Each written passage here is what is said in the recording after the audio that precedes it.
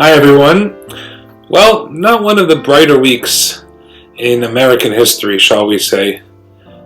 I'm sure we're all shocked and honestly saddened by scenes that unfolded yesterday in Washington, D.C.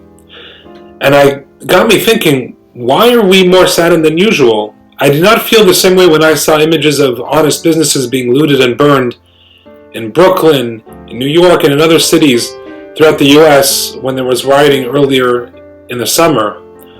But there was something visceral, something that shook me to the core of seeing the U.S. Capitol building, the sacred center of democracy, and really a symbol of hope for so many other countries and people who are far from the democratic ideal.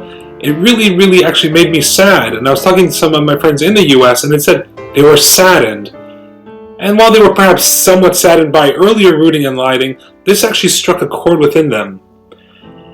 And I was wondering why. And then I remembered something that I had read from Rabbi Jonathan Sachs of blessed memory. He once gave a speech in America in which he outlined why the British look upon the American government system with such enthusiasm and admiration. And he explained that the British government, system of government, is based on divine right, or was divine right.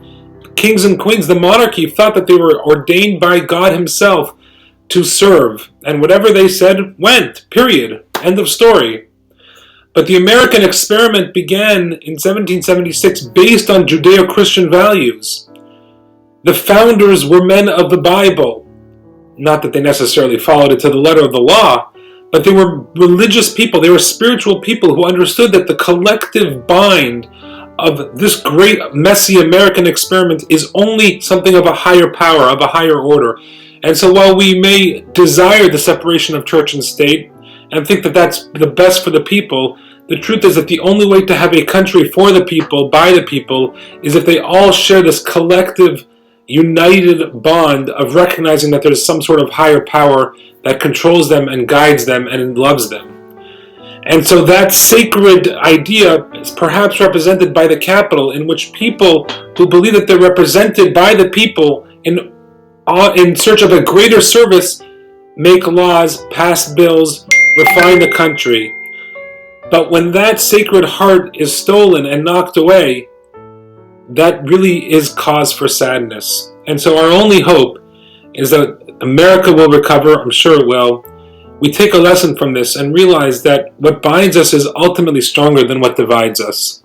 And unfortunately, it is important to call out the people who cause divisiveness, who cause anger and fear-mongering. And I believe both sides of the aisle, on the left and the right, are I don't know if they're equally guilty of this, but there's guilt to be laid on both sides. And everyone has to do their part to make the world a more united place and not conveniently say, it's their fault, it's their fault, it's their fault. It starts with us.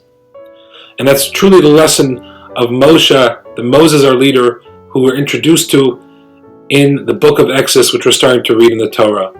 Moses takes responsibility for the Jewish people.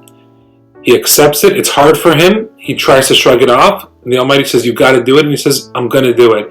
And even though it was hard for him, and even though he was a shepherd, and even though he was banished from the palace of the Pharaoh, and even though he was a stutterer, he took it upon himself to right wrongs.